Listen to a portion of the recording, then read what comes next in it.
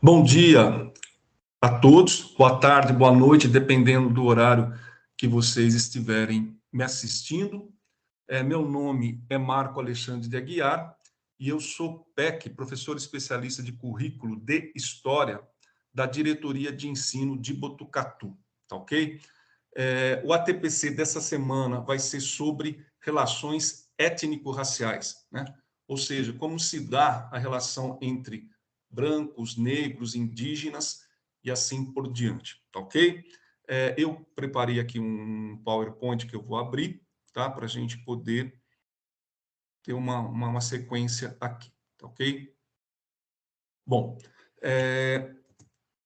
uma questão central quando a gente discute essa questão do racismo,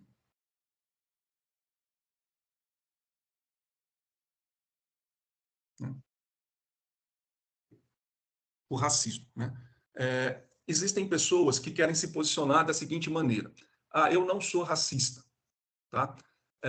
Mas como o racismo está entranhado na nossa sociedade de forma tão arraizada, né, é impossível que alguém não seja influenciado por essa questão do racismo, né? E por que será, né, que existe esse discurso de que o brasileiro, o Brasil não é racista? Então, no final do século XIX, havia a seguinte mentalidade no meio científico e acadêmico: os negros são inferiores, os indígenas são inferiores e os brancos são superiores, ou seja, uma visão eurocêntrica, tá? Depois de algum tempo, em torno de 1920, o Gilberto Freire, que é um intelectual, ele vai escrever um livro chamado Casagrande e Senzala. Nesse livro, ele vai dizer o seguinte: com a miscigenação que existiu no Brasil, ou seja, né, os senhores de escravos, né, durante o período colonial, eles traziam algumas meninas negras e transavam com essas meninas negras, né? E aí iniciando a miscigenação, como também transavam com as indígenas, e foi formando o povo brasileiro. Então, o povo brasileiro é resultado de uma grande miscigenação e de uma grande amálgama de culturas que resultou em nós brasileiros. Gilberto Freire entendeu isso como uma forma positiva. Nós somos um povo novo, diferente, o que é uma visão interessante. Mas, ao mesmo tempo, ele vai colocar a figura da ama de leite. Quem que é a figura da ama de leite? Então, eram negras que amamentavam os filhos dos brancos. E aí Gilberto Freire vai falar de uma proximidade entre essa mulher negra que amamentava o filho da branca, e isso teria resultado no Brasil em relações mais harmônicas entre brancos e negros. Bom, isso se espalhou pelo mundo inteiro, essa visão, né? Entretanto, posteriormente, através de um outro intelectual chamado Florestan Fernandes, ele vai dizer que não, nós brasileiros somos racistas sim, não existe harmonia. O Brasil, infelizmente, é um país muito violento, né? Então, por isso que algumas pessoas querem dizer que não são racistas, quando, na verdade, o racismo está embutido em todos nós, tá? Então, a primeira coisa, quando a gente trata do tema do racismo, é não ter o discurso, nós não somos racistas e assim por diante, tá? Durante a nossa fala, a gente vai falar sobre um termo chamado negritude e branquitude, né? Então, negritude tem a ver com a identidade do negro e branquitude tem a ver com a identidade do branco, tá?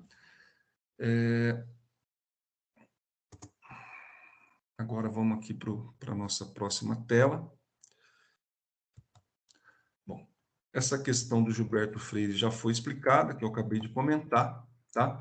E aí eu queria agora enfatizar com vocês que o ano passado nós recebemos vários livros abordando o tema da questão antirracista, combate ao racismo. Temos, por exemplo, o Pequeno Manual Antirracista de Djamila Ribeiro, que é um livro da Companhia das Letras. Outro livro dela é Lugar de Fala. Tá? A Djamila Ribeiro é uma intelectual negra, professora universitária, e ela se destaca nessa questão do combate ao racismo, principalmente das mulheres. Tá? Por que acontece? O que Djamila Ribeiro apresenta para nós? Um homem que é negro e uma mulher que é negra, elas sofrem racismo. Né? Agora, no caso da mulher, além de sofrer o racismo, ela sofre o machismo. Né? Então, a Djamila Ribeiro, ela fala da conexão entre vários preconceitos. Né? Então, uma mulher que é branca, de classe média, por exemplo, ela sofre um preconceito, que é o de ser mulher, o machismo, né? Mas ela tem, vamos dizer assim, entre aspas, vamos dizer assim, a vantagem de ser branca e de ter um padrão aquisitivo maior. Então, ela não vai ser tão maltratada, né? Ela não vai sofrer tanto os preconceitos quanto uma mulher negra e pobre, né? Então, a Djamila Ribeiro, ela faz esses raciocínios, né? E ela criou o lugar de fala, ou seja, quem está falando, né? No caso, por exemplo, eu sou um homem branco heterossexual, né? Então, eu estou dentro de um quadro privilegiado dentro da sociedade brasileira, né? Quando uma mulher fala, o lugar de fala é, obviamente, da experiência de vida dessa mulher, que com certeza sofreu questões do machismo. Uma mulher negra e pobre é diferente de uma mulher de classe média, e assim por diante. Né? Então, é dentro dessa linha. Tá? Outro livro importante é O Racismo Estrutural, de Silvio de Almeida, né? Que ele vai enfocar que o racismo sempre existiu na sociedade brasileira e ele está enraizado, ele é estrutural na sociedade brasileira. Tá?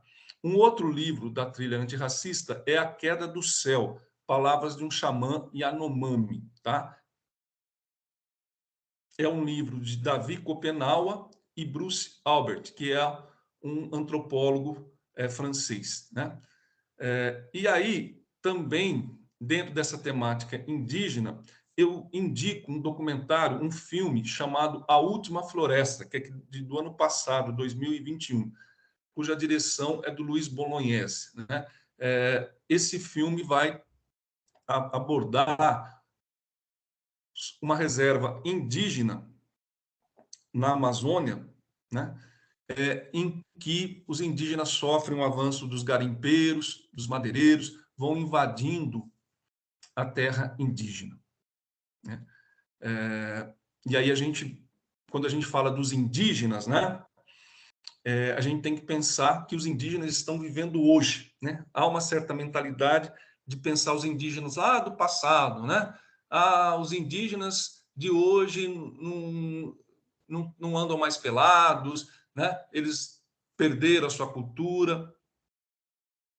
E não é assim. Né? Ou seja, um indígena que tem moto, faz faculdade, né? Obviamente usa roupa, ele não deixou de ser índio, ele não deixou de ser indígena. A essência dele continua existindo.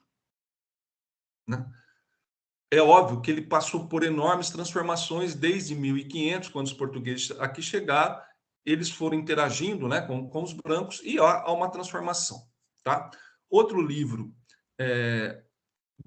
da trilha antirracista chama-se Princesas Negras. Fala sobre que esse livro, Princesas Negras, aborda a questão da melanina. Né? Então, daí um professor de biologia, por exemplo, pode tratar do assunto. Né? A melanina tem a ver com o pigmento, né, da pele do negro que protege do sol. Né? Então, a ciência, né, compreende que a humanidade surgiu na África, portanto, os primeiros homens eles eram negros, e quando eles saem da África, eles vão vão para outras regiões do mundo, vão para a Ásia, vão para a Europa, regiões mais frias, a melanina não tem a função dela, né? E gradativamente essa melanina então vai desaparecer, né? Bom, eu estive em São Paulo, né, num encontro com a PEC Josiane, recentemente, um mês atrás, mais ou menos, né? E aí eu pretendo fazer colocar algumas questões que foi discutida lá. Então, nós tivemos uma indígena chamada Simone Guarani, que ela é bastante carismática, né? E ela fala sobre a importância do conhecimento indígena para a realização dos remédios. Ou seja, os indígenas conhecem bem a floresta, conhecem bem as plantas, e eles sabem dizer tal tipo de planta para melhorar tal tipo de doença. Os cientistas se utilizam desse conhecimento indígena e não citam que é um conhecimento indígena, né? Então, ela coloca que isso é uma falta de consideração para com os indígenas, que nós deveríamos respeitar os indígenas, né? Porque, afinal de contas, eles têm conhecimento, eles forneceram o conhecimento para os cientistas, né? E, em geral, a sociedade, né, querem colocar o indígena como infantil, como que não sabe das coisas, e é justamente o contrário. Nós que temos que aprender muito com os indígenas, principalmente nessa questão do meio ambiente, né? E aí eu resolvi citar, né, um caso recente do jornalista espanhol e do indigenista brasileiro que foram assassinados recentemente, né, ambos lutando pela causa indígena, tá? Nesse encontro lá de São Paulo, então eles citaram Tales de Mileto, que possui relação com o Egito, ou seja, com a África, tá? Outra questão que foi abordada lá é a questão de que o racismo reverso não existe. O que eu estou querendo dizer com isso? Então, eu estou querendo dizer que, e aí eu descrevo uma situação que foi falada lá em São Paulo, que numa determinada escola, eles não citaram o nome da escola, né? Um menino negro chamou um menino branco de branquela e colocou um termo lá que eu não me recordo agora, né? E segundo o relato, né, a professora foi lá para o menino e falou: olha, não chama o menino branco desse jeito, porque senão ele pode te chamar disso, disso e daquilo, né? E falou algumas palavras racistas, né? Que não foi uma postura boa da professora, não, né? Então, o que acontece? Não existe racismo reverso. O que seria isso? O racismo do negro em relação ao branco. Por que não existe? Porque o branco não sofre racismo. Ou seja, o branco, ele não. Uma pessoa vai empregar alguém. Ninguém vai deixar de empregar alguém pelo fato de ser branco, mas pode deixar de empregar alguém pelo fato de ser negro. Ou seja, quem sofre o racismo violentamente é o negro, o branco não sofre racismo, né? Então, essa questão do racismo reverso não existe, tá? Vamos ficar atento a isso, tá? Outra questão que foi comentada lá em São Paulo é que uma PEC, né, uma professora especialista do currículo, assim como eu, que é negra, né, ela comentou que há um estranhamento quando ela vai nas escolas para fazer as orientações, né, as pessoas estranham uma PEC negra, né? Outro professor que estava nesse encontro lá em São Paulo, né, ele falava que quando ele era muito criança, ele não sabia o que era racismo, né? E aí, quando ele estava na escola, né, ele fala que uma menina falou assim, ele escutou uma menina falando, será que você tem coragem de sair com uma pessoa negra? Né? E ele fala que a partir dessa fala que ele percebeu o que é racismo, né? E segundo ele, a escola dele não o acolheu, né? Ele foi resolver, né, e melhorar a identidade dele quando ele foi frequentar lugares de bailes de música black, né, que coloca uma identidade positiva do negro, né? Então, os movimentos contra o racismo, por exemplo, nos Estados Unidos, eles começam a valorizar a beleza do negro, a beleza da negra, né? Então, trabalhar no sentido de que os negros e negras são bonitas, são pessoas interessantes, né?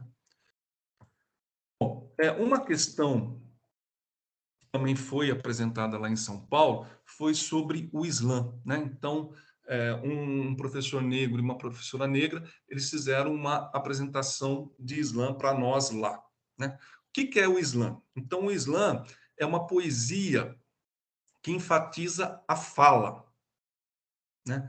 Não tem música, não tem cenário, né? E também, em geral, ocorre uma competição, né, no Islã, né? Isso ocorre muito em São Paulo e também ocorre aqui em Botucatu, né? Na Praça do Bosque, por exemplo, há competições de Islã, né? Então, essa palavra surgiu na periferia de Chicago em 1984 e hoje a poesia Islã é uma competição de poesia falada, que traz questões da atualidade para o debate. Então, sempre o Islã traz questões políticas, econômicas, sociais da atualidade, o que isso é bem interessante, né? Islã é uma expressão inglesa cujo significado se assemelha ao som de uma batida de porta ou janela, algo próximo do nosso pá, né? Eu vou colocar para a gente ouvir, né, um Islã, tá ok?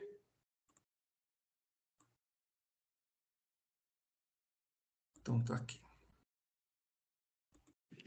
Paz e resistência na terra de Noel, Islã!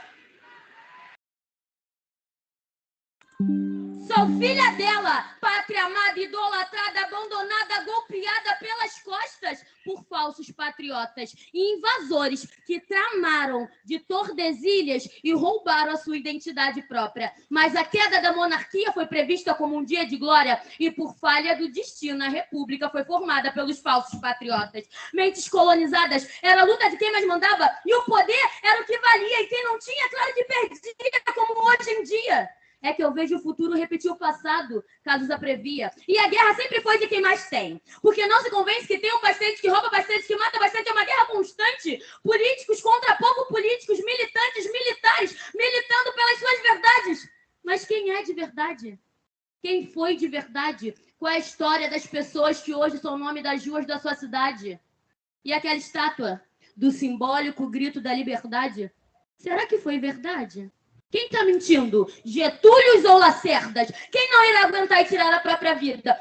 Quem será assassinado e terá a morte forjada para ser lembrado como suicida? Mas e se ele quis tirar a própria vida? Para entrar para a história virou suicida. Matou milhares na era Vargas e hoje é nome de hospital que continua matando vidas. Carlos Lacerda? Carlos Lacerda é nome de escola que não ensina, mas eu aprendi que a prática confirma o que a gente raciocina. Então pratica, mas lembre-se, você pode ser alvejado na próxima esquina, porque desde sempre, quem tem voz contra o sistema vira arquivo queimado. Foram 9 tiros naquele carro, 4 deles no rosto. Naquela quarta-feira, Marielle Franco foi assassinada pela ditadura de 2018. E aquele atentado levou outra vida. Anderson estava feliz, arrumou um bico de motorista, iria entrar mais uma grana para a família. Mas foi naquele dia que tiraram a sua vida. E para ficar bonito, vão virar nome de escola, de avenida. Mas e nos livros de história? Seus nomes estarão em alguma linha? Ou será apenas mais uma história esquecida? Quantas histórias já foram esquecidas? Quantas histórias já esquecemos? Quantos de nós ainda morrendo? Enquanto a história só for contada por eles, os nossos heróis sempre serão esquecidos. Mas eu irei lembrar, meus heróis não morreram de overdose, morreram assassinados a tiros. Só por terem as mentes armadas. O que é ser patriota de uma pátria mascarada, a raiz dela arrancada? A pátria amada tá armada. Brasil, mostra a tua cara.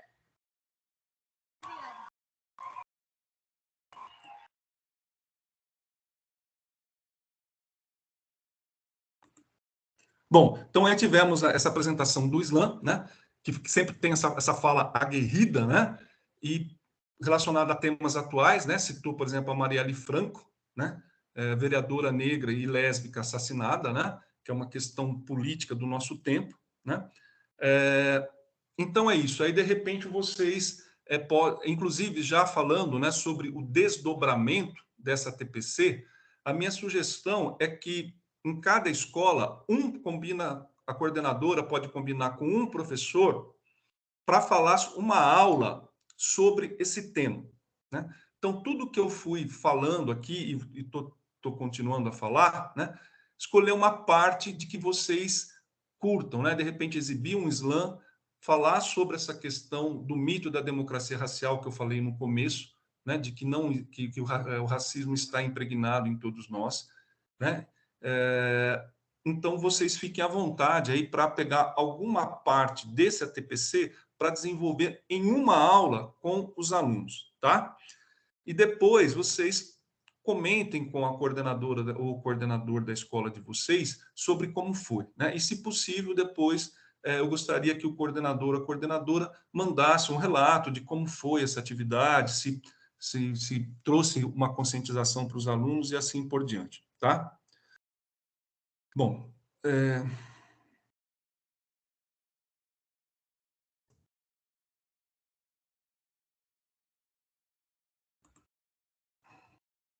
aí, dando sequência, né? Lá em São Paulo foi falado sobre a capulana, né? Que é um tecido bastante colorido. Tinha uma professora lá utilizando esse tecido. Aí vocês podem estar pesquisando o que é capulana, que tem a ver com o tipo de vestimenta africano, né?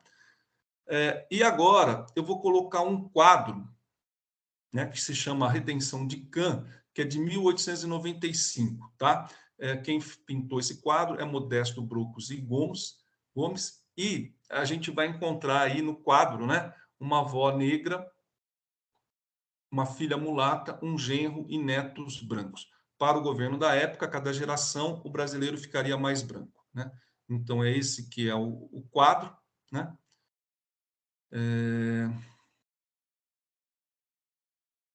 Então, olhem, né, o quadro, né, analisem o quadro, que também vocês podem estar utilizando com algum trabalho com os alunos, né? Então, a gente tem aí, né, a avó negra, né, levantando os braços, né? Que bênção, né? Minha filha já não é tão negra, vamos dizer assim, né? E o neto branco, ou seja, uma mentalidade absurda, né?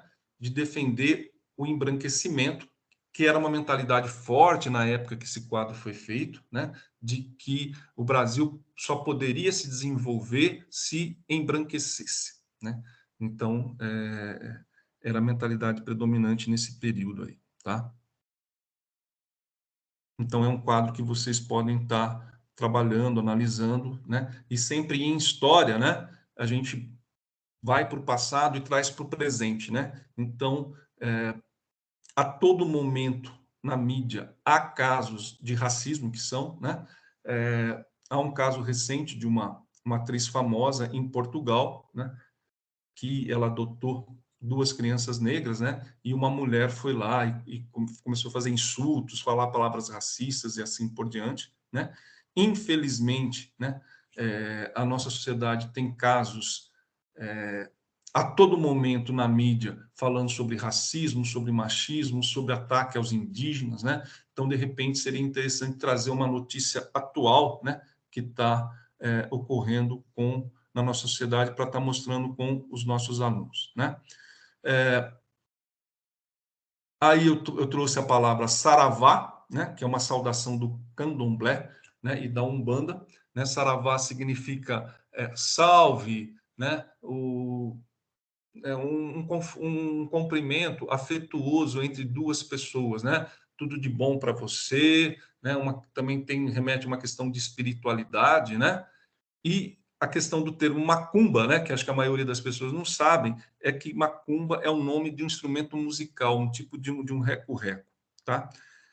E aí, para a gente estar terminando aí o nosso ATPC, né, eu vou colocar uma música que se remete à religiosidade afro-brasileira, né? Por conta de tempo, eu não aprofundei muito essa questão, né?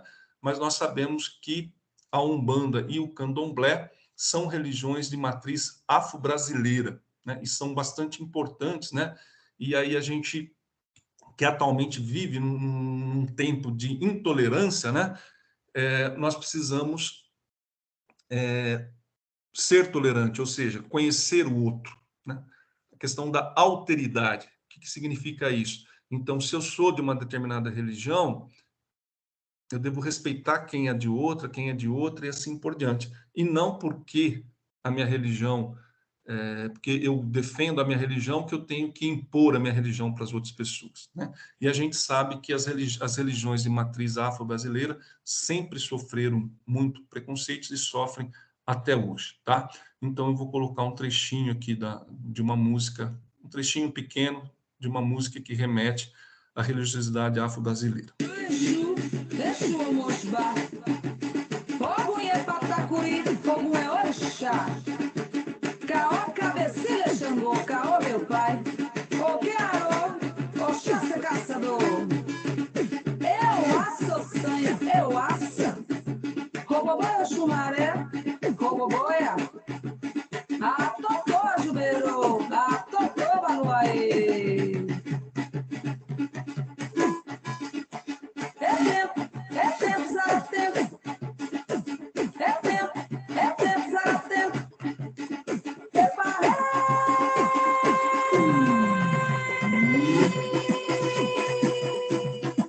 Ora aí eu, mãe Oxum, ora aí eu. Odociaba Iemanjá, odoiá, mamãe. Saluba, nanã, saluba. Bom, então, pessoal, essas questões aí que eu tinha preparado para vocês, né? Sobre o tema das relações étnico-raciais, né? E que, então, a partir dessa apresentação que eu fiz para vocês, né? Que nós todos, né? Nas nossas escolas, né? Para nós estarmos atentos a essas questões de relações étnico-raciais, né? Para combater o racismo, né? E como eu já falei, né? A primeira coisa é assumir e dizer claramente que o racismo existe e não querer negar. Ah, não existe racismo no Brasil, aqui é tudo tranquilo. Isso não tem o menor sentido, né? Então, espero que vocês tenham gostado e bom trabalho para vocês aí. Até a próxima.